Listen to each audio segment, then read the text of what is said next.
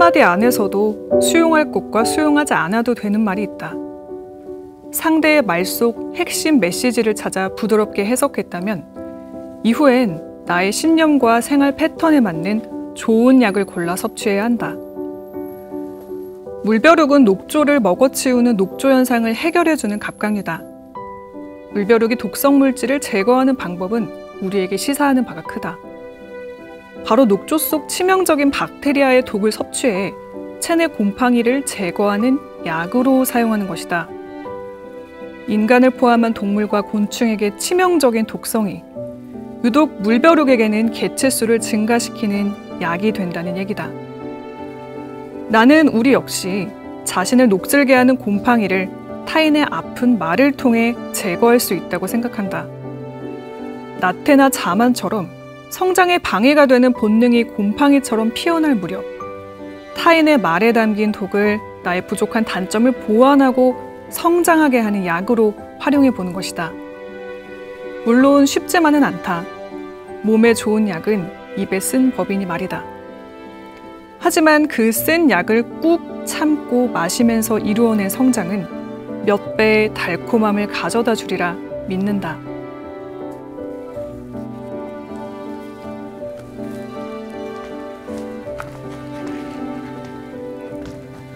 변화하는 세상을 만나는 가장 빠른 길, 내 방에 앉아 다른 이들의 삶을 경험하는 가장 쉬운 방법, 여러분의 감성, 지성, 품성, 그리고 호기심까지 가득 채워줄 만만한 책. 안녕하세요. 저는 진행을 맡은 컨텐츠 프로듀서 이진아입니다. 반갑습니다.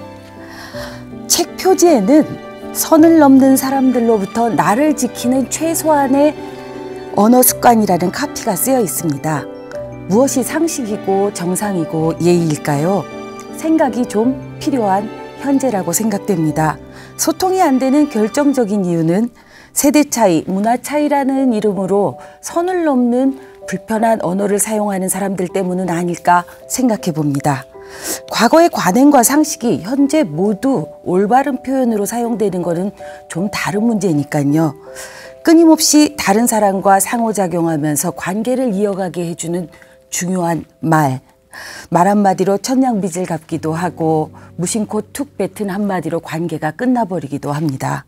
어찌 보면 말은 그 어떤 무기보다도 위협적인 공격과 수비의 도구가 아닐까 하는 생각을 합니다. 오늘은 요즘 커뮤니케이션 분야에서 가장 핫하신 분 희랭최 저자님 모시고 이 중요한 이야기를 나눠볼까 합니다. 어서 오세요, 저자님. 안녕하세요. 네, 반갑습니다. 반갑습니다. 네, 희랭최라고 합니다. 시청자분들께 인사 한번 해주시겠어요? 네, 안녕하세요. 저는 현재 커뮤니케이션과 인간관계에 대한 유튜브 채널을 운영하고 있는 희랭최라고 합니다. 반갑습니다. 반갑습니다. 반갑습니다. 저희가 책에서 가장 읽고 싶은 구절을 좀 선택해서 읽어달라고 부탁을 드리곤 하는데요. 네. 지금 읽어주신 구절이 어떤 의미로 선택을 하셨을까요? 네, 제 얘기를 먼저 말씀을 드릴게요. 네네. 저 같은 경우에는 유튜브를 운영을 하면서 살면서 들을 수 있는 욕을 가장 단기간에 많이 들었습니다. 그게 바로 악플이었어요. 네네. 네, 악플을 어쩔 수 없이 다양한 분들께 영상이 노출이 되다 보니까 처음에는 패닉이 왔습니다. 내가 이렇게 교육적인 컨텐츠를 하는데 욕을 한다고? 상당히 놀라웠어요.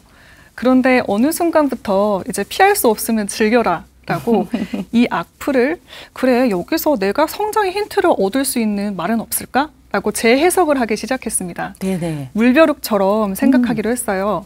그 포인트 중 하나가 이제 어떤 분께서 저한테 거친 말투로 이렇게 순화해서 표현을 드리면 이런 말을 댓글에 남기셨습니다. 말 답답해서 죽겠네. 속 터져 죽겠네. 1.5배속으로 들려도 잘 들림. 이런 댓글이었어요. 근데 이게 제가 순화해서 말씀을 드렸지만 말투는 상당히 공격적이었습니다. 아, 네. 네, 근데 그 말을 재해석을 한번 해보기로 했어요. 그래, 처음엔 기분이 나빴지만 어쩌면 내가 라디오를 제작하고 라디오 진행을 하던 호흡으로 유튜브를 진행하고 있었던 건 아닐까라고 생각을 했어요. 기분 나쁜 말을 조금 긍정적으로 다시 재해석을 하니까 그래, 유튜브의 속도의 편집을 조금 빨리 하고 내가 말을 좀 더 빨리 해볼까? 라는 생각이 들었습니다. 그렇게 악플에 있는 독을 뺀 뒤 약으로 좀 활용하고 재해석을 하니까요. 제 유튜브는 1년간 1000명을 간신히 모았었는데 그렇게 편집한 영상이 한 달 만에 구독자 10만을 모을 수 있게 되는 저에게 득으로 작용을 하게 되었습니다. 아, 놀라운 경험이네요. 네. 지금 40만 유튜버십니다. 네, 책을 쓰시게 된 계기는 그럼 이런 영상들이 누적이 네. 되다 보니 하시고 싶은 말씀이 많으셨을 것 같네요. 아, 네. 그것도 있고요. 네네. 사실 제가 이런 영상을 만들게 된 계기가 있습니다. 아, 네네. 원래는 제가 듣는 사람이었어요. 그러니까 라디오 PD로서 이제 연출로서 대표님처럼 이제 연출을 뒤에서 하는 사람으로 입사를 했는데요.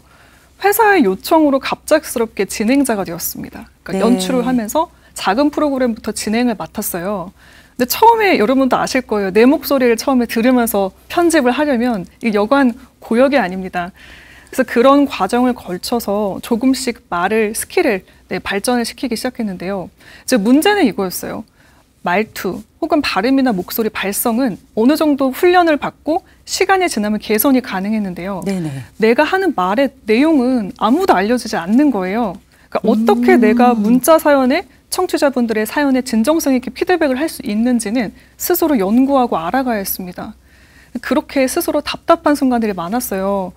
내가 말을 하는 직업을 가지기 전까지는 말을 꽤 잘한다고 생각했는데 이렇게나 내가 말을 못하는 사람이었구나. 이 말이 마음 같지 않은 순간들이 많았습니다.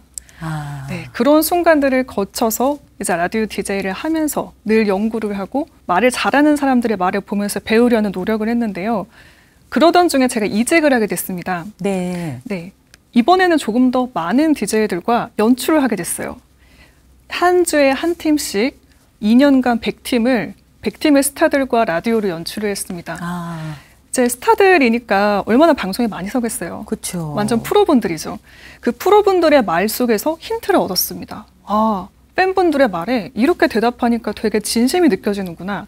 혹은 이런 말은 우리나라 사람들이 습관처럼 굉장히 많이 사용하는구나. 요거를 다 같이 좀 개선을 해보면 어떨까라는 장단점을 발견하기 시작했어요. 그렇게 제가 고민을 하고 연구를 한 이후에 그것들을 제 삶에 적용시키려고 노력을 하다 보니까 아까 말씀드렸던 말의 덕을 보는 순간들이 많았습니다. 아, 그 중에 가장 이제 결정적인 게 면접과 프레젠테이션, 그리고 네. 마지막 현재 운영하고 있는 말을 소재로 한 히든 채널인 듯해요. 그리고 여러분께서도 이런 말의 득을 보셨으면 하는 마음을 담아서 지금 이 할 말을 합니다라는 책을 쓰게 됐습니다. 아, 네. 네. 40만 구독자가 열광하는 히렌체 저자님의 강연을 그러면 빨리 들어볼까요? 네, 감사합니다. 부탁드리겠습니다. 네. 먼저 나를 지키기 위한 말 먼저 시작하겠습니다. 우리 살면서 이 말은 도대체 무슨 뜻이지? 약간 듣고 나서 찝찝해지는 말들이 있습니다. 이걸 보통 무례한 말이라고 하죠. 무례한 말을 듣고 자기 전에 내가 왜 그때 이 말을 못했을까? 이때 이렇게 받아쳤어야 됐는데 이런 생각을 하셨던 분들이 아마 많으실 겁니다. 저 역시 그랬어요. 그런데 살면서 그리고 방송을 통해서 티키타카를 하시는 분들과 연출을 하면서 제가 느낀 점은요. 무례한 말에 곧이곧대로 대답할 필요가 없다는 점입니다. 이 무례한 말의 가장 좋은 효율적인 방패막은요. 바로 물음표예요. 그 물음표는 바로 여러분께서 지금 생각하시는 그 질문이 되겠는데요. 지금부터 이 물음표를 제대로 활용하는 방법들을 알려드리겠습니다. 먼저 첫 번째입니다. 진의를 되묻기. 그러니까 상대방 말 속에 숨은 진짜 의미를 다시 한번 물어보는 방법입니다. 들었을 때 살짝 이게 무슨 뜻이지? 모호하고 헷갈리는 말들이 있어요. 예를 들어 누군가 고기 좋아하시게 생겼어요. 이런 말을 하면 여러분은 어떤 생각이 드시나요? 이게 고기를 잘 먹게 생겼다는 건가? 아니면 내가 뭐 고기 같다는 건가? 별의별 생각이 다 듭니다. 그럴 때 여러분 혼자 고민하지 마시고 한번 상대의 진의를 되물어 보시는 거예요. 죄송한데 무슨 말씀인지 제가 이해가 잘 안 돼서요. 다시 한 번만 설명해 주시겠어요? 라고 진의를 물어보시는 거예요. 그런데 상대는 의외로 이런 답을 할 수 있습니다. 제가 고기를 좋아하는데요. 저랑 식성이 비슷해 보이셔서요. 저희 이따 고기 드시러 가실래요? 알고 보니 좋은 말이었습니다. 이렇게 오해하는 대신 상대방의 말에 진의를 다시 물으면요. 우리는 오해 없는 소통이 가능해집니다. 이렇게 첫 번째, 물음표를 활용하여 진위를 되묻기 추천을 드립니다. 물음표를 활용한 두 번째 방법입니다. 백트래킹 질문. 이 백트래킹은요, 상대방의 말의 끝, 백을 다시 따라가며 묻는 질문을 뜻합니다. 보통 대화를 이어갈 때 많이 쓰이는 언어의 기술인데요. 이 백트래킹을 모호한 말, 상당히 무례한 말, 애매한 말들에 써보는 거예요. 상대가 했던 말 끝을 그대로 따라가면서 질문을 하시면 순발력이 없으신 분들에게도 상당히 유리하게 활용이 가능합니다. 앞선 예시를 들어드릴게요. 고기 좋아하시게 생겼어요. 고기를 좋아하게 생겼다는 말씀이 무슨 말인지 이해가 잘 안 돼서요. 다시 한 번만 설명 부탁드립니다. 라고 끝을 다시 따라가서 백트래킹으로 질문을 하시는 거죠. 아마 연예인분들이 곤란한 질문을 가장 많이 받는 사람이 아닐까라는 생각이 드는데요. 해외 헐리우드 스타분 중에 톰 하디라는 배우가 있습니다. 이 톰 하디의 사례를 하나 들어드릴게요. 영화 관련 시사회장, 영화 관련 인터뷰였을 겁니다. 거기서 톰 하디에게 한 기자가 이렇게 묻습니다. 셀럽들은 성 정체성에 대해 말하기 힘든가요? 그런데 여기에 어떻게 대답을 해도 기자가 악의적으로 타이틀을 뽑을 확률이 매우 높아집니다. 만약 거기에 아니요, 그렇지 않다. 네, 그렇습니다. 라고 했다가 그걸 어떻게 타이틀로 활용해서 진위를 왜곡할지 모르는 일이니까 말이죠. 그럴 때 톰 하디는 말씀드린 백트래킹의 기술을 활용하여 현명한 대답을 합니다. 성 정체성에 대해 말하기 힘든가요? 라는 질문에 끝을 따라가면 다시 말합니다. 성 정체성에 대해 말하기 힘들지 않아요. 이제 물음표를 활용합니다. 제 성 정체성에 대해 묻는 건가요? 라고 상대의 모호한 질문을 다시 한번 물어봐요. 기자가 그렇다고 말합니다. 그러자 톰 하디는 다시 묻습니다. 왜요? 기자가 대답하지 못합니다. 그러자 톰 하디는 감사합니다. 라고 기자회견을 끝내버립니다. 이로 인해 기자는 불리한 질문, 셀럽에게 불리한 타이틀을 뽑지 못하게 됐습니다. 백트래킹 질문 덕분이죠. 이렇게 자신을 수비하는 아주 유용한 도구, 바로 물음표, 질문이 되겠습니다. 자, 그리고 마지막으로 하나 더 추천을 드리고 싶어요. 리프레이밍인데요. 이 리프레이밍의 기술을 말씀을 드리면 한마디로 이겁니다. 여러분, 물을 보시고 물이 반잔밖에 없네? 혹은 물이 반이나 있네. 이 이야기 많이 들어보셨죠? 상대방이 물에 대해서 물이 반잔밖에 안 찼네 라고 이야기를 할 때 물이 반이나 들었네 라고 리프레이밍을 하신 다음에 질문을 하시는 방법인데요. 이건 이렇게 활용하실 수 있습니다. 누군가가 애매한 칭찬 혹은 애매한 이야기를 해요. 그럼 그걸 내 식으로 긍정적으로 해석해서 다시 한번 질문을 하는 겁니다. 되게 최 PD 볼수록 되게 좀 산적 같아. 네, 이거 사실 들었을 때 뭐지 산적? 무슨 말이지? 당황합니다. 하지만 순발력을 발휘하여 그걸 리프레이밍을 하셔서 재해석을 하시는 거예요. 부장님, 산적 같다는 뜻은 되게 제가 당당해 보이고 멋있어 보인다는 뜻인가요? 라고 역질문을 던집니다. 이렇게 긍정적으로 리프레이밍을 하고 질문을 했는데 상대가 아니, 너 되게 등치 크다는 뜻이야 라고 얘기하면 바로 거기에 대한 반박이나 반응이 가능해지겠죠. 요건 우리가 괜히 대답을 했다가 나만 예민한 사람처럼 보이지 않을까 우려가 될 때 활용하시면 좋은 팁입니다. 만약에 상대가 그렇게 무례한 대답을 다시 했어요. 그러면 그 상대는 확실하게 무례한 상대가 되니까 거기에 맞는 대응을 하실 수가 있겠죠. 자, 이렇게 물음표 활용법 3가지를 소개를 해드렸는데요. 어떻게 좀 나를 지키기 위한 말, 용기가 생기시나요? 두 번째 기술 역시 마찬가지입니다. 나를 지키기 위한 말, 우린 때론 내 인생의 빌런, 악당이라고 부르는 사람들을 만나게 됩니다. 이 악당은 직장에서 있을 수도 있고요. 우리 가족 중에 누군가일 수도 있습니다. 이런 내 인생의 악당과 어쩔 수 없이 계속 만나야 할 때 어떻게 하면 이들과 매번 부딪히지 않고 평화롭게 대화를 할 수 있을까요? 지금부터 그 기술에 대해서 소개를 해드리겠습니다. 먼저 저는 제일 먼저 강조하고 싶은 게 있어요. 빌런에게, 악당에게 나를 깔 먹이를 주지 마세요.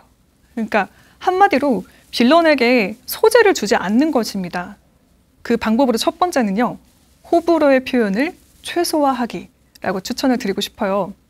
왜냐하면 내가 무엇을 굉장히 좋아한다 혹은 굉장히 싫어한다는 표현을 하면 나를 싫어하는, 미워하는 그 악당 같은 사람은 그걸 활용해서 나를 괴롭히는 힌트로 적용할 수 있으니까요. 그래서 그때 제가 추천을 드리는 표현이 있습니다. 바로 중립적인 표현인데요. 누군가 무엇을 물었을 때, 빌런이 나에게 질문을 했을 때 이렇게 대답하는 겁니다. 장단점이 있죠. 나쁘지 않아요. 사실 이 표현은 제가 늘 말합니다. 저희 가족 중에도 이 표현을 자주 쓰는 가족이 있어요. 저는 들을 때 왜 이렇게 정치적인 표현을 많이 써? 라고 이야기를 하는데요. 이렇게 정치적으로 중립적으로 느껴질 수 있는 표현이 빌런에게는 유리한 표현이 됩니다. 그들에게 힌트를 주지 않기 위해서죠. 두 번째 방법입니다. 나를 싫어하는 누군가, 악당과 같은 사람과 대화를 할 때는요, 절대 이걸 하시면 안 됩니다. 바로 확실하지 않은 이야기인데요. 제가 어디서 들었는데요, 뭐라고 하던데요? 이런 이야기를 했을 경우 상대가 이렇게 바로 받아칠 수 있습니다.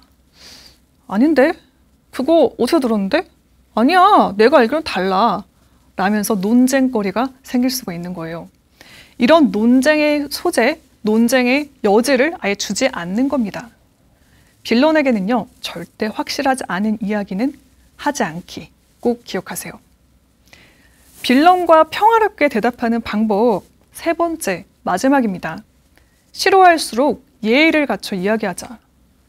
제가 이런 말씀을 드리면 아마 많은 분들이 이렇게 생각하실 거예요. 아니, 내가 싫어하는 사람에게 예의까지 갖추라고요? 그거 너무 힘든 일 아니에요? 맞습니다. 싫어할수록 나도 같이 적대적이 되는 게 사람이니까요. 그런데 제가 이렇게 말씀을 드리는 이유가 있습니다. 내가 싫어한다고 해서 그 사람에게 맞서 싸워서 똑같이 무례한 말투 혹은 그 사람의 스타일을 카피를 하면요, 상대가 그거를 빌미로 다시 공격을 할 수 있어요. 자신은 무례해놓고 내로남불, 타인에게는 강한 잣대를 들이대는 사람들이 있습니다. 특히 상사나 높은 사람일수록 너는 왜 그래? 라고 이야기할 경우, 상사님은 왜 그러시는데요? 라고 맞서 싸울 수가 없는 경우가 많으니까 말이죠. 때문에 싫어할수록 더욱더 예의를 갖춰서 상대에게 나를 공격할 빌미를 주지 않는 겁니다. 예의를 갖추는 것에 대한 장점 두 번째가 있어요. 이건 나에게 떳떳하기 위해서입니다. 이 나에게 떳떳해질 수 있는 이유는요, 빌런이 된다고 해서, 빌런이 나한테 그렇게 말을 한다고 해서 나도 똑같은 사람이 되면 결국 시간이 지나서 후회를 합니다. 나는 그런 사람이 아닌데 그때 왜 이렇게 심한 말을 했지? 라고 생각을 할 수가 있어요. 또 다른 장점은요, 이런 분들을 많이 보았습니다. 직장 생활을 오래 하시고 나서 자신이 욕하던 상사와 자신도 모르게 닮아가시는 분들을요. 그렇게 욕을 했는데 알고 보니까 그분은 그분 위의 상사와 똑 닮은 행동을 후배에게 되풀이하고 있는 겁니다. 이렇게 악마와 맞서 싸우기 위해 나도 모르게 악마가 되는 상황, 나도 모르게 괴물이 되는 상황을 막기 위해서는요, 나에게 떳떳한 사람, 그래, 반면교사 삼아서 나는 저 사람의 행동이 싫지만 그 싫은 만큼 그 행동을 똑같이 하지 않겠다. 오히려 더 나는 상대에게 빌미를 주지 않는 예의를 갖춰서 말하겠다. 항상 그런 생각을 해보시는 겁니다. 마지막에 장점이 있어요. 이거는 상대에게 만만하지 않은 상대라는 인상을 주실 수 있다는 점입니다. 예의를 갖추는 게 왜 만만하지 않은 상대처럼 보이는 것일까요? 아까 말씀드린 것처럼 내가 빌미를 주고 상대가 무례하다고 해서 똑같이 무례한 상대라고 이야기를 하면 상대는 속으로 생각합니다. 이거 봐라. 이제 물어뜯을 거리가 생기네. 그런 것이 생길수록 점점 만만한 사람으로 되는 거죠. 반면 내가 끝까지 예의를 갖춰서 할 말을 하고 웃지는 않지만 나의 도리를 다한다면 상대는 내가 하고 싶은 것과 달라, 리액션이 저 친구는 달라 라고 생각을 하면서 생각보다 만만하지 않은데? 라고 생각할 수가 있습니다. 상대가 원하는 대로, 악마가 원하는 대로 나를 바꿔서 그들의 의도처럼 내가 흘러가지 않게 하기. 제가 추천드리는 마지막 방법이었습니다. 자, 첫 번째로 말의 방패, 이제 싫은 소리로부터 나를 지키는 방법에 대한 이야기를 말씀을 드렸는데요. 네, 두 번째 챕터입니다. 관계를 살리기 위한 말. 자, 이번에는 나를 지키는 것뿐만이 아니라 이 싫은 소리를 남에게 하는 상황. 남에게 하지만 이 관계를 지키는 말의 기술에 대해서 소개를 해드리겠습니다. 우리 살다 보면 꼭 쓴소리를 해야 될 때가 있죠. 특히 사랑하는 가족, 후배에게 어쩔 수 없이 싫은 소리를 해야 되는 상황들이 있습니다. 특히 부모님의 마음이 아마 그러실 텐데요. 꼭 해야 하는 잔소리가 있어요. 그건 그 자식들의 성장을 위해서 꼭 하셔야 되는 거죠. 그럴 때 어떻게 하면 반발심 없이 관계를 지키면서 쓴소리를 달게 할 수 있을지 지금부터 소개를 해드리겠습니다. 저는 3단계를 추천을 드려요. 먼저 긍정, 부정, 긍정의 3단계입니다. 하나씩 소개해드리겠습니다. 먼저 긍정이에요. 상대의 입장, 상황을 이해하고 긍정하는 말로 시작을 하는 겁니다. 속으로는 비록 이렇게 생각할지라도요. 와, 양말 또 아무데나 벗어났네. 화가 여기까지 치밀입니다. 치미는 화가 이제 나도 모르게 막말로 나오죠. 그걸 방지하기 위해서는요. 먼저 상대의 입장을 긍정하고 헤아리는 말부터 시작을 해보시는 거예요. 매일 야근하느라 힘든 거 잘 알아. 라고 상대의 입장을 이해하고 긍정하는 말부터 시작을 하시면요. 오히려 자녀분들께서 이런 생각을 하실 겁니다. 엄마가 무슨 말을 하려고 이렇게 예쁘게 말을 하시는 거지? 오히려 더 무서워요. 그렇기 때문에 더 쫑긋하고 이야기를 듣습니다. 야! 양말 아무데나 벗어놓지 말랬지? 라고 이야기하는 것보다 다음 말에 더 귀를 기울이게 됩니다. 그렇기 때문에 먼저 상대의 입장을 긍정하는 말로 상대의 귀를 여세요.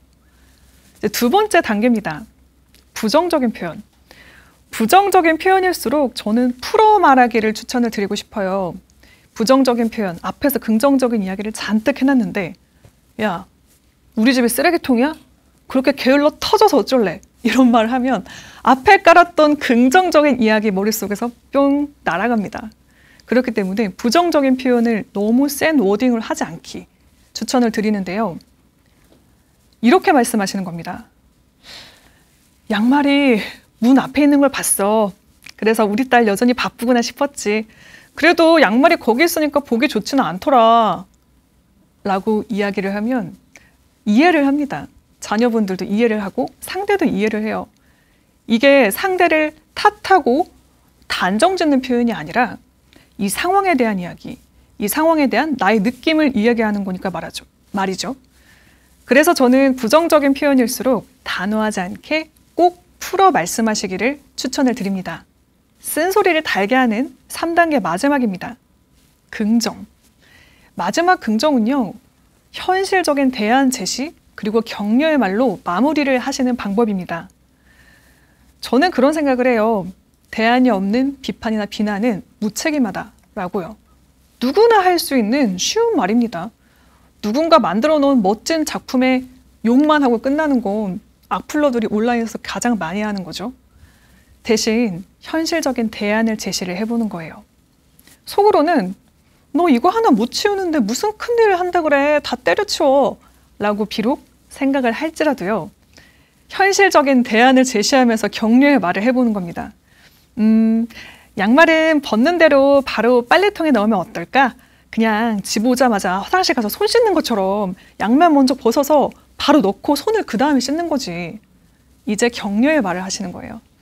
바쁜 거 다 끝나면 청소를 더 잘할 거라 엄마는 믿어. 라고 말이죠. 이렇게 이야기를 했을 때 싫어. 라고 이야기를 할지언정 속으로는 너 다 때려쳐. 그렇게 하지 마. 라고 하는 것보다 더 이해하고 받아들이고 있을 겁니다. 그리고 적어도 이 상황에서 서로 얼굴을 붉히는 일은 없겠죠. 관계를 지키고 할 말을 다하는 기술이었습니다. 여러분 3가지 꼭 기억하세요. 긍정, 부정, 긍정. 다음으로 관계를 살리기 위한 말에 대한 이야기 이어가겠습니다. 보통 우리 화가 나는 순간들이 많아요. 화가 나는 순간 나도 모르게 욱해서 이야기를 할 때가 있는데요. 저는 싸울 때도 똑똑하게 싸우시기를 추천해 드립니다. 그 이유가 있어요. 화병이라는 말 많이 들어보셨죠? 이 화병에 대한 정의는요, 이렇습니다. 억울한 일을 당했거나 한스러운 일을 겪으며 쌓인 화를 사귀지 못해서 생긴 몸과 마음의 질병이라고 말입니다. 그런데 그거 아세요? 이 화병은 서구 정신의학에는 없는 한국적인 진단명이래요. 서양 의사분들이 이 화병이라는 우리나라 단어를 가지고 연구를 따로 하기도 한다니까 말이죠. 이렇게 화병이라는 단어가 우리나라에만 있는 것을 보면요. 어쩌면 우리의 정서에, 우리가 살아가는 과정 속에서 화의 정서가 있음은 부정할 수 없는 이 현실일 겁니다. 특히 작년에 코로나로 인해서 고립된 삶을 살고 혼자 있는 시간들이 많아지고 많은 경제적인 상황들이 어려워지면서 우리 대한민국의 화는 더욱더 쌓여갔다고 생각이 듭니다. 그로 인해서 온라인 댓글들은 더욱더 화가 나 있어요. 이렇게 희로애락이라는 말이 있을 정도로 화는 우리의 감정 중에 뗄래야 뗄 수 없는 감정일 겁니다. 그 화를 어떻게 하면 건강하게 풀어서 대화를 통해서 해소할 수 있을지 지금부터 그 방법들을 소개를 해드릴게요. 가장 큰 요는 이겁니다. 분노 대신 해결에 집중하는 대화를 하시는 거예요. 그런 말 들어보셨어요? 웃다 보면 웃으니까 행복하다. 웃으면 행복하다. 웃어서 행복하다. 그런데 저는 반대도 마찬가지라고 생각합니다. 화를 내다 보니까 더욱더 화가 나는 경험. 여러분들도 해보신 적이 있으실 거예요. 저는 라디오 PD에서 DJ가 됐을 때 어쩌다 보니 라디오 극을 한 적이 있어요. 근데 이 라디오 극 연극에서 화를 내는 연기를 하다 보니까요. 어느 순간 이건 극이었을 뿐인데 제가 점점 더 심장이 뛰고 화가 나는 경험을 한 적이 있습니다. 연기였을 뿐인데 말이죠. 이렇게 화 역시 화를 내고 분노를 하다 보면 점점 더 화를 내는 역효과가 있습니다. 때문에 화가 나는 순간적으로 욱해도 이걸 참고 이걸 어떻게 해결하면 좋을지를 집중을 하셔서 이야기를 하시는 것을 추천을 드리는데요. 그 첫 번째 단계입니다. 비난하는 대신 행동에 초점을 맞추기. 이런 말이 입 밖으로 나와요. 어떻게 그런 말을 나한테 해? 그런데 이건 비난이죠. 네가 어떻게 그런 말을 나한테 할 수가 있어? 말을 너무 심하게 하는 거 아니야? 상대방의 말을 판단하고 화를 내는 비난입니다. 대신 그 비난의 말을 접어두시고 이렇게 말씀을 해보시는 거예요. 너의 말이 상처가 돼. 그렇게 심한 말은 나에게 하지 않았으면 해. 이건 상대방의 판단이 아니라 이 행동에 초점을 맞춘 말이 되겠죠. 심하게 하는 말을 심하게 하는 행동. 그건 하지 않았으면 한다는 나의 요구 말이죠. 이제 두 번째 단계입니다. 이렇게 행동에 초점을 맞춘 말로 운을 떼었다면요. 협박과 강요의 말 대신 바람, 나의 바람을 요구를 하시는 겁니다. 보통 화를 내다 보면 나도 모르게 강요의 말을 하게 돼요. 협박의 말을 하게 돼요. 너 앞으로 내가 하는 말에 토달지 마. 이럴 거면 다 때려쳐. 이런 얘기를 하게 됩니다. 이거는 이제 상대에게 강한 말로 하여금 상대를 내가 조종하고 싶다라는 심리를 내포하고 있는데요. 그렇게 협박이나 강요의 말 대신 나의 바람을 요구를 해보는 겁니다. 내 말은 원래 다른 뜻이었는데 지금 조금 대화가 엉뚱하게 흘러가네. 우리 원래 이야기로 다시 돌아가자. 이건 정당한 요구가 될 수 있습니다. 대화 중 상대가 점점 말꼬리를 잡으면서 늘어질 때 이렇게 흐름을 한번 짚어서 요구를 해보시길 추천을 드리고요. 마지막 3단계입니다. 후회를 부르는 극단적 표현 삼키기. 화가 날 땐 나도 모르게 극단적인 표현을 하게 돼요. 이럴 거면 연 끊자. 차라리 너를 안 보는 게 마음이 편하겠어. 이런 말이 나옵니다. 그런데 그 말 주워 담을 수가 없어요. 상대는 이미 상처를 받고 난 이후에는 주워 담고 싶어도 그럴 수 없다는 거 아마 많은 분들께서 공감을 하실 겁니다. 이렇게 후회를 부르는 극단적인 표현을 삼키는 대신 다른 말, 아까 말씀드렸던 바람, 요구의 말을 하시기를 추천을 드립니다. 관계를 살리기 위한 말, 다음 이야기로 넘어가겠습니다. 머쓱하지 않고 센스 있게 칭찬에 답하는 법입니다. 우리나라 사람들이 참 겸손, 동방예의지국이잖아요. 서로에게 예의를 갖추고 어떻게 하면은 자만해 보이고 오만해 보이지 않을까를 상당히 많이 고민을 하면서 의사소통을 한다고 생각을 합니다. 그럴 때 칭찬을 들으면 겸양의 표현으로 이런 말을 합니다. 목소리가 참 좋으시네요. 아니에요. 그런데 이 아니에요라는 이야기를 저도 사회초년생 때 굉장히 많이 했습니다. 최 PD 일을 참 잘하네. 아니에요. 저는 겸손의 표현 그리고 머쓱함을 빨리 넘기기 위해서 했던 대답이었는데요. 이 대답을 하니까 누군가 이런 말씀을 하셨습니다. 근데 사실 나는 호의를 가지고 한 이야기인데 아니에요라는 이야기를 들으니까 내 호의가 좀 거절당하고 부정당한 느낌이 들어 라고 말이죠. 그때 머리를 한 대 맞은 것 같았습니다. 그럴 수 있겠다 싶었습니다. 보통 칭찬은 호의에서 시작되는 경우가 대부분이니까요. 그래서 어떻게 하면 더 센스 있고 재밌게 머쓱하지 않고 칭찬에 대답할 수 있을지를 고민하기 시작했습니다. 아마 이거 첫 번째 방법은 잘하시는 분들 많으실 거예요. 아니에요 대신 감사합니다 라고 칭찬을 먼저 받아들이시는 거. 그런데 이럴 때가 있습니다. 아니에요 말고 감사합니다를 했는데 그리고 끝나요 대화가. 그럼 상당히 더 머쓱하죠. 감사합니다. 침묵. 이 침묵의 순간에 이 뻘쭘함, 머쓱함을 없애기 위해서는요. 앞으로의 각오나 다짐의 말을 추가하시는 게 좋습니다. 목소리 참 좋으시네요. 감사합니다. 목 관리 더 잘해서 더 좋은 방송 만들겠습니다. 라고 이야기를 하면 조금 더 매끄럽게 칭찬을 받고 넘길 수가 있겠죠. 머쓱하지 않고 센스 있게 칭찬에 답하는 두 번째 방법입니다. 이건 특히 일을 하실 때 혹은 나보다 손위, 인생의 선배, 상사와 대화를 하실 때 추천을 드리는 방법인데요. 상대의 공으로 칭찬을 돌리시는 거예요. 덕분입니다. 로요. 참 최 PD 볼수록 멋있어. 아유 선배님께서 그렇게 봐주신 덕분이죠. 라고 상대의 안목을 칭찬을 하면요. 훈훈한 분위기를 연출하실 수 있습니다. 친구 관계, 가족들도 마찬가지예요. 엄마 음식 너무 맛있어. 왜 이렇게 요리를 잘해? 아유 우리 딸이 맛있게 먹어준 덕분이지. 그러니까 엄마가 더 신나서 요리하잖아. 라고 칭찬을 토스하실 수 있습니다. 이거는 또 다른 응용이 하나 더 있습니다. 칭찬을 그대로 토스하시는 건데요. 약간 이 덕분입니다가 생각이 안 나실 때 상대방의 아까 말씀드렸던 백트래킹을 응용하셔서 상대방의 말끝을 따라하시면서 그대로 칭찬하시는 거예요. 이런 식입니다. 들을수록 목소리가 참 좋아. 감사합니다. 근데 그거 아세요, 선배님? 선배님도 목소리가 정말 좋으세요.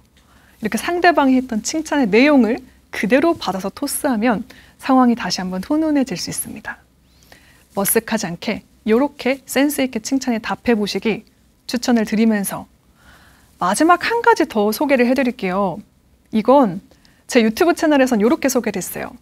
호의엔 둘리. 이게 상대방이 호의를 보이면 둘리처럼 엉뚱한 농담으로 유쾌하게 대답을 하는 방법입니다. 한술 더 뜬 농담으로 칭찬의 머쓱함을 넘겨버리세요. 이런 식입니다. 선배님 어쩜 그렇게 사람이 멋있어요. 진짜 제 롤모델이에요. 선배님 최고예요. 고마워. 뭐 먹고 싶어? 이따 점심 내가 사줄게. 약간 이런 식으로 나만의 레퍼토리를 만들어 놓으시면 여러분들께서 당황하시지 않고 더 칭찬을 멋있게 훈훈하게 넘기실 수 있습니다. 이거는 제가 일을 할 때 만났던 배우님이 이런 대답을 하셨어요.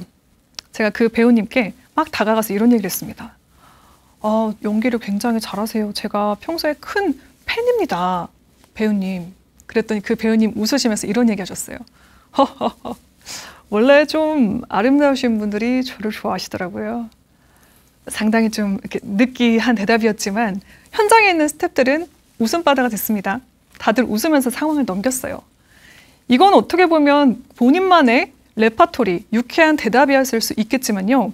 이번에 소개해드렸던 칭찬, 상대의 공으로 돌리고 상대에게 다시 칭찬하기가 될 수도 있습니다.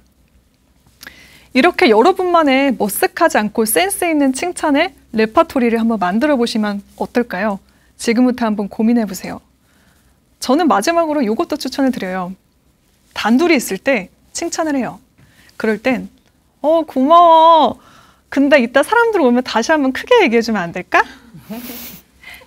라는 대답을 하면 막 웃고 넘어가요. 알았어. 이따 다시 얘기할게. 그런 식으로 여러분이 몇 개의 레파토리를 생각해 보시고 항상 머릿속에 넣고 다니신다면 당황하지 않고 센스 있게 칭찬에 답하실 수 있을 거라고 확신합니다. 말과 관련해서 마지막으로 드리고 싶은 이야기가 있어요. 우리 운동 매일매일 하게 되면 근육이 생기죠. 그런데 그 근육도 한 일주일, 2주일 연습을 하지 않으면 다시 사라집니다. 말도 마찬가지예요. 오늘 배운 이야기, 오늘 강조했던 이야기들을 여러분의 삶에 한번 녹여보시는 거예요. 저는 말이야말로 근육과 같아서 연습하면 반드시 좋아지는 요소라고 생각을 합니다.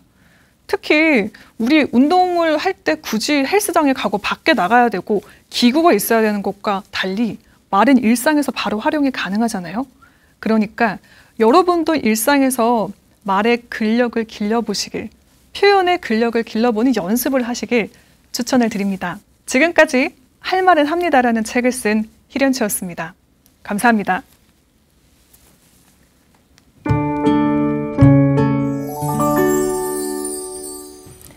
처음에 책을 낭독해 주실 때 독처럼 따가운 말을 약으로 만든다라는 말씀이 들어있는 문구를 읽어주셨거든요. 네. 그 말이 되게 인상적이었어요. 독처럼 따가운 말을 약으로 만든 비법이, 작가님만의 비법이 뭐가 있을까요? 네. 일단 저는 3단계를 추천해 드리고 싶어요. 네. 첫 번째로는 이 말이 따갑게 들리는 외부 요소를 한번 차단해 보시는 거예요. 그러니까 사람에 따라서 비언어적인 요소로 인해서 말의 내용보다는 더 기분이 나쁘게 들리는 경우가 있습니다. 네, 억양이 세거나 표정이 강한 것처럼 말이죠. 그래서 저 같은 경우엔 그랬습니다. 시선을 말을 들으면서 잠깐 다른 데로 보는 거예요. 그러니까 상당히 어조가 강한 분이 계셨는데 그분의 말의 내용은 사실 듣고 보면 맞는 말이에요. 근데 일단 기분이 나쁩니다. 어조가 강하고 표정이 강해서요. 그래서 저는 일단 그분의 말에 경청하는 리액션을 끄덕끄덕 하면서 잠깐 시선을 다른 데로 돌리면서 최대한 그 말을 객관적으로 듣기 위해서 노력했습니다. 그런 식으로 여러분들도 누군가와 대화를 하실 때 화가 나시거나 갑자기 막 감정이 동요가 되실 때는요. 이런 말에 영향을 미치는 비언어적인 요소를 한번 차단해 보실 것을 추천을 드립니다. 그리고 두 번째 단계는요. 이 말을 다시 한번 재해석을 해보는 거예요. 그러니까 말투, 이번에는 말투 때문에 기분이 나쁠 수가 있어요. 아까 말씀드렸던 것처럼 악플 있죠. 악플의 말투 때문에 기분이 나쁜 겁니다. 사실 그 안에 있는 메시지는 나의 성장에 약처럼 독처럼 작용할 때가 많으니까요. 그래서 이걸 해석을 잘 하시는 방법 중에 하나가 저는 존댓말이라고 생각해요. 그러니까 이 말을 반말로 누군가 기분 나쁜 말을 했다면 한번 존댓말로 재해석을 해보는 거예요. 존댓말, 고운말로 말이죠. 썸네일 어그로 끌지 말고 바꿔라. 뭐하냐? 이런 댓글이 달려요.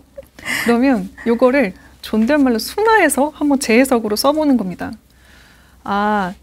내용이 썸네일의 그림과 제목이 내용과 달라서 약간 이해가 안 되네요. 제목을 한번 바꿔보시면 어떨까요? 라고 순화를 하니까 그렇구나 싶었습니다. 실제로 저한테 달렸던 댓글이었는데요.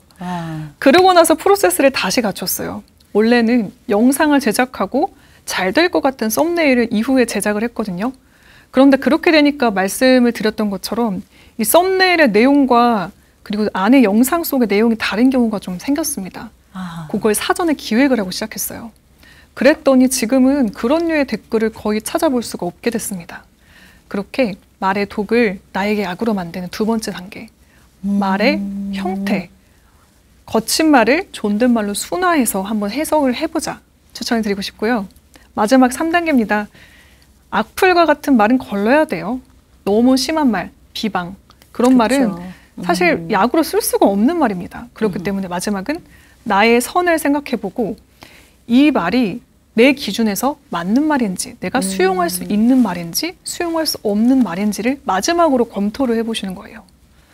저 같은 경우에는 타고난 것에 대한 욕설이나 그런 말들을 항상 차단을 하는 편입니다. 뭐 외모에 대한 이야기, 목소리에 대한 이야기.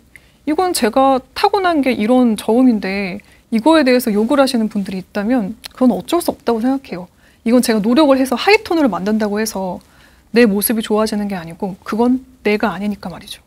이렇게 여러분만의 기준선을 만들어 놓으시고 이걸 받아들일 수 있는지 수용할 수 없는지를 검토해 보실 것 마지막으로 추천해 드립니다. 아, 좋은 말씀인 것 같아요. 뭔가 말을 아다르고 어다르게 밉게 했어도 그 뜻 자체는 좋은 뜻일 수 있기 때문에 그쵸? 재해석을 하고 한 번 더 생각해보고 그리고 바뀔 수 없는 것을 비난에 가까운 얘기를 하는 건 좀 걷어내고 네. 예, 그러면서 자기를 지키면 조금 더 나은 관계가 되겠네요. 네, 맞습니다. 아, 네. 이렇게 독이 될 수 있는 이야기를 약으로 만들어서 40만 유튜버가 독자를 40만 독자를 얻게 된 게 아닐까 네, 하는 생각이 감사드립니다. 드네요. 네, 감사드립니다. 가장 조회수가 높았던 영상이 있었을 것 같은데요. 조회수가 높다는 건 그만큼 그 이야기에 네. 공감하는 사람도 많았다라는 얘기일 것 같은데 하나 소개시켜 주시겠어요? 아, 네. 가장 조회수가 높은 영상은 사실 매력적으로 말하는 방법입니다. 이 말을 통해서 매력적으로 말하는 방법인데요. 그 중에 하나를 소개를 해드릴게요. 그 영상이 이런 댓글이 가장 많았어요. 부사를 빼면 되는군요. 이 이야기가 뭐냐면요. 우리나라 사람들이 습관적으로 사용하는 부사들이 있습니다. 네. 그러니까 나라마다 그 나라의 문화를 반영하는 말 습관들이 있다고 생각을 해요. 그렇죠. 그 말 습관들을 덜어내기만 해도 조금 더 풍부한 표현을 하실 수가 있는데요. 그 중에 하나가 부사입니다. 그러니까 말 중에 나도 모르게 너무 이런 말을 너무 많이 해요. 너무 재밌다. 너무 좋다. 너무 맛있다. 영혼 없이. 네, 영혼 없이 습관적으로 이야기합니다. 네네. 네. 그런데 이 말에 말씀하신 영혼을 담는 방법은요. 일단 너무를 드러내고 구체적으로 어떻게를 생각을 해보시는 거예요. 표현을 제약합니다. 너무를 쓰게 되면요. 너무가 일단 강하기 때문에 그 뒤에 표현이 식상하고 뻔해지거든요. 네. 그래서 영혼 없이 들릴 수가 있습니다. 재밌다. 좋아. 이 표현이 되게 흔한 표현인데 앞에 너무를 붙이면 그래도 조금 내 마음을 표현한 것 같은 느낌이 들거든요. 그러니까 이 너무를 일단 드러내시고 이게 어떻게 좋은지 구체적으로 한번 생각을 해보셔서 그거를 말로 표현을 해보시는 거예요. 네, 예를 들어 예. 히렌츠의 책 너무 좋아. 물론 그런 말도 감사하죠. 읽었어? 네, 이렇게 묻고 싶지만 네네. 너무 좋아라고 이야기를 하면 감사합니다. 일단 좋아요. 좋다고 말씀해 주시니까. 근데 요거를 조금 더 매력적으로 상대에게 내 진심을 와닿게끔 표현을 하고 싶다 하시는 분들은요. 일단 너무를 빼고 이 책이 어떻게 좋은지를 한번 고민을 해보시는 거예요. 네. 히렌츠 책이 유익해서 읽는 내내 감동이었어.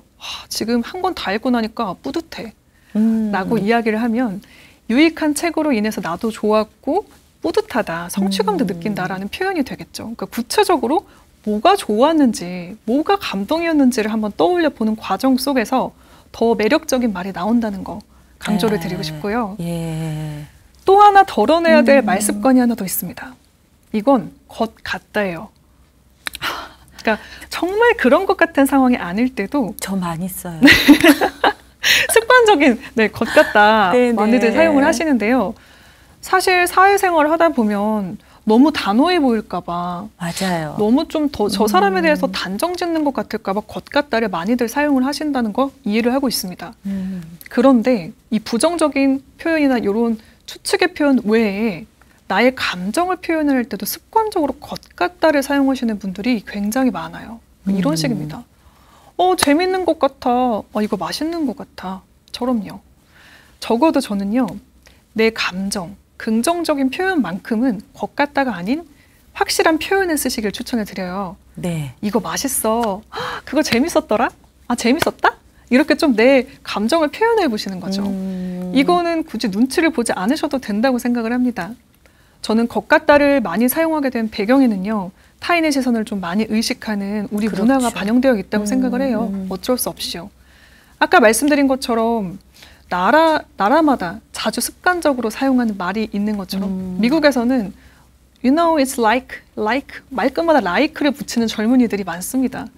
예능 프로그램 같은 걸 보면 우리가 생각하는 마치 뭐뭐처럼의 그 like가 아닌 그냥 습관적인 like를 계속 붙이는 사람들이 보여요. 네. 그것처럼 우리도 누군가가 한국어를 배울 때 것 같다를 많이 배운다면 이 또한 이제 우리나라 말의 문화가 아닐까, 그리고 그런 문화에서 비롯된 말 습관이 아닐까라는 생각이 드는데요. 그러니까 적어도 내 감정을 표현할 때만큼은 풍부한 언어 생활을 위해서 것 같다를 한번 빼보시길 마지막으로 강조를 하고 싶습니다. 네, 귀한 시간 내주시고 좋은 이야기 해주셔서 진심으로 감사드립니다. 네, 저도 고맙습니다. 초대해 주셔서 감사합니다. 네. 고맙습니다. 말이라는 게 마치 공기 같아서 평상시에는 의식하지도 않고 느껴지지도 않고 그냥 생각 없이 말을 하게 되는 경우가 많습니다. 평소에 아무렇지도 않았던 이 말이 독이 될 수도 있고 약이 될 수도 있다라고 생각하니 문득 말하는 자신에 대해서 돌아보게 되고 반성도 하게 되고 좀 조심스러운 약이 되는 말을 좀 하도록 노력해야겠다라는 생각이 듭니다. 이번 한 주는 약이 되는 말을 내 안에서 자꾸 밖으로 누군가에게 영향을 미치는 그런 연습을 하는 한 주가 되면 어떨까 하는 생각이 듭니다. 여러분과 함께해서 너무너무 행복합니다. 매주일 좋은 책을 만나게 돼서 너무너무 기쁩니다. 다음 주에 다시 찾아뵙겠습니다. 감사합니다.